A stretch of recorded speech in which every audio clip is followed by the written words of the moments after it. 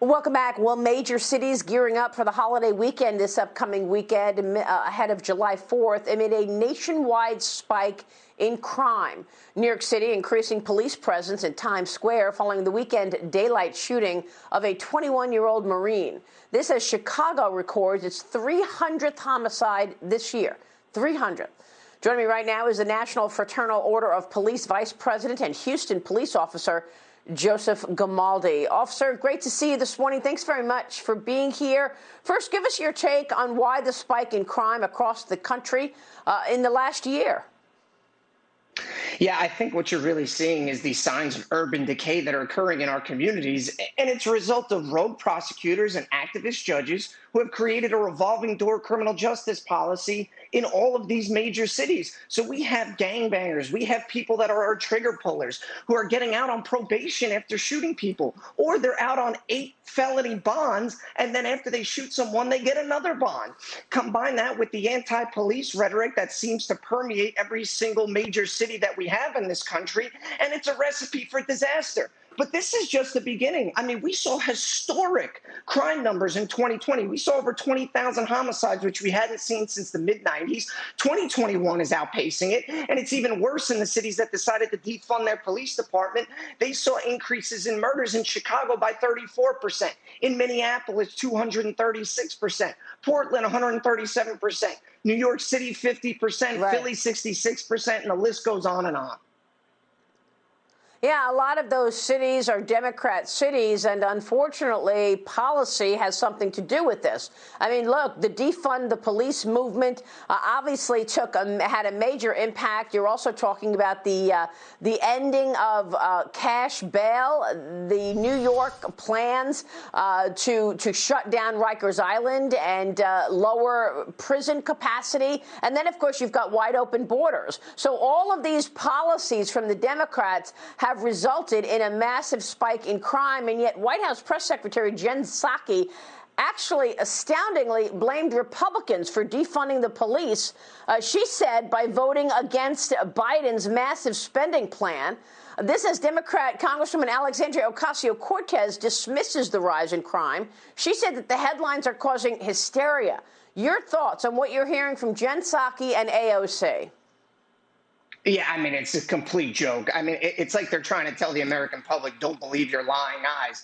I mean, in the same day that the press secretary was saying that it's Republicans that are defunding the police, the Oakland City Council, which is Democrat controlled, decided to defund their police by $18 million while their homicide rate is up over 87%. I mean, this is just Washington talk. And as far as Congresswoman Cortez, I find it funny that she says this is hysteria and that these are just statistics. Well, excuse me, Congresswoman, these are actual people who are being murdered. Fathers, sons, daughters, mothers being murdered wholesale in our street, and you've got the nerve to say this is all hysteria?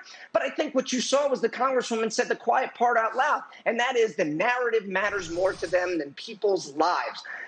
We have a major problem in our cities right now, but the fact of the matter is the American police officer delivered historic crime reductions in the last 20 years, and it led to an urban renaissance, and we can do it again if we restore the rule of law, if we prosecute violent crime, and if we embrace broken windows theories, and if we get the funding and the support from our community members and our elected officials, we can turn this around.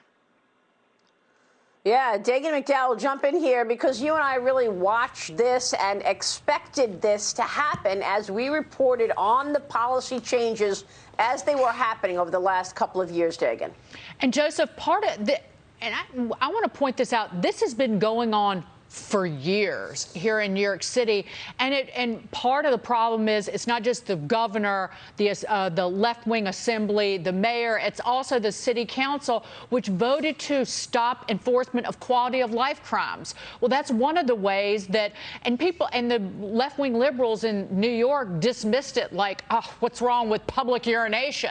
But that's one of the ways that police officers get guns off the street. And then you disband the plainclothes anti-gun anti-crime unit last year. That's part of the problem. I just want to ask somebody like Alexandria Ocasio-Cortez, before she stands up for law-abiding citizens and residents, how many people need to die every year? Like, what's your bar for giving a damn about crime in this city? Because last year, only 468 people were murdered in New York. At the 1990 high, it was over 2,200. So is that where we're going before you start caring about the safety of New Yorkers? Joseph, what do you say? I mean, it's just completely terrible. And you know what the worst part about all of this is? It's members of our black and brown community that are impacted most. Statistically, they are the victims of these violent crimes. So while she goes out there and talks about how all these lives matter, but apparently they don't matter to her too much because she's not supporting policies that will ultimately be able to impact the crime that's occurring. And I think they realize that this is a huge, complete loser, the defund the police movement for the Democrat Party. Representative Clyburn said that after they nearly lost the majority during the midterms. Not only that, if you look at a recent Gallup poll, 81% of black Americans said they don't want less police officers in their neighborhoods. They want more. And if you look at a recent poll in New York City, less than 15% of the black and Latino community want to defund the police. It's a complete joke. And those are the people who voted for Eric Adams. It was black and Latino voters in the outer boroughs, not the snots, the elitists in Manhattan. It was people who see crime at their doorstep, and they care, and they wanted change, and they voted for Eric Adams for mayor. Yeah, but you know what, Dagan? I want to point out what former police commissioner Ray Kelly told us last week when he joined us on this program about Eric Adams. We're going to play that soundbite coming up. He said talk is cheap.